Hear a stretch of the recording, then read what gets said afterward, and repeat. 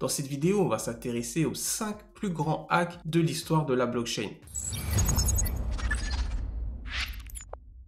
Alors le premier hack qu'on va voir ensemble est celui de l'exchange italien BitGrai. C'est le 9 février 2018 que tout commence. Ils annoncent via leur site internet avoir remarqué que quelqu'un a pu voler 17 millions de XRB, soit environ 170 millions de dollars à l'époque. Pour ceux qui ne savent pas, XRB désigne la crypto-monnaie aussi appelée Nano. Francisco Firano, le patron de la plateforme, a accusé directement les développeurs en charge du projet crypto. Il leur reproche d'avoir laissé plusieurs vulnérabilités dans leur blockchain et donc qu'ils ne seraient en rien responsables de ce hack. Toutefois, les différentes enquêtes menées par la justice ont établi que la faute revenait bel et bien au site BitGrai. Il faut savoir qu'à l'heure d'aujourd'hui, la plateforme n'a toujours pas pu rembourser ses clients.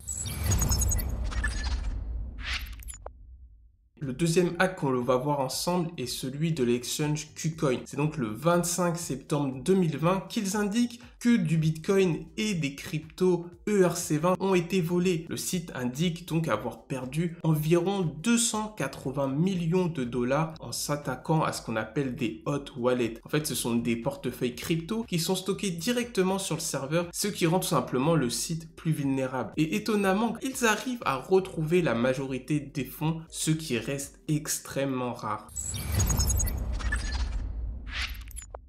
Le cas de MTGOX est un peu particulier car les raisons de la disparition des bitcoins n'est pas très claire. Des nouvelles preuves présentées en avril 2015 ont amené à conclure que la plupart ou la totalité des bitcoins manquants ont été volés directement par MTGOX eux-mêmes. Cette affaire remonte à 2013. MTGOX est alors le leader incontesté dans son domaine. Il traitait tout de même plus de 70% des transactions totales en bitcoin. Le 7 février 2014, le site décide d'arrêter les retraits sans vraiment donner d'explications concrètes. Le site devient alors rapidement inaccessible et ce sont en tout 473 millions de dollars qui se volatilisent. Actuellement, l'affaire continue encore d'être traitée par la justice afin notamment d'essayer d'indemniser au mieux les clients.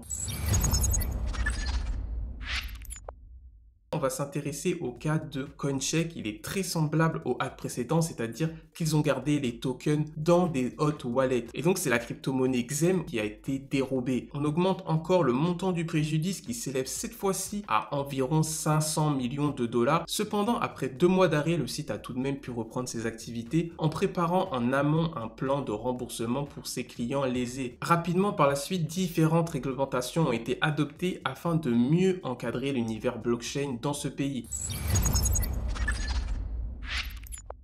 Le cas de Axie Infinity est un peu différent. Cette fois-ci, ce n'est pas un exchange de crypto-monnaie à proprement parler qui a été visé, mais un jeu play to earn, joué pour gagner en français. Un projet alliant l'univers du gaming avec l'univers de la blockchain. Il s'agit tout simplement du plus gros piratage de crypto-monnaie au monde à l'heure actuelle. Pour être plus précis, c'est le réseau Ronin qui a subi le piratage. C'est un réseau rapide, amélioré et optimisé pour le jeu. Cet événement est beaucoup plus récent puisqu'il date seulement du 23 mars 2022 et le montant du préjudice est de 625 millions de dollars. Les pirates ayant lancé cette attaque appartiendraient au groupe Lazarus, un groupe de hackers nord-coréens. J'espère que ça t'a plu. N'hésite pas à t'abonner si tu n'es pas déjà abonné à cette chaîne YouTube. Et je te dis à très bientôt pour une prochaine vidéo. Salut!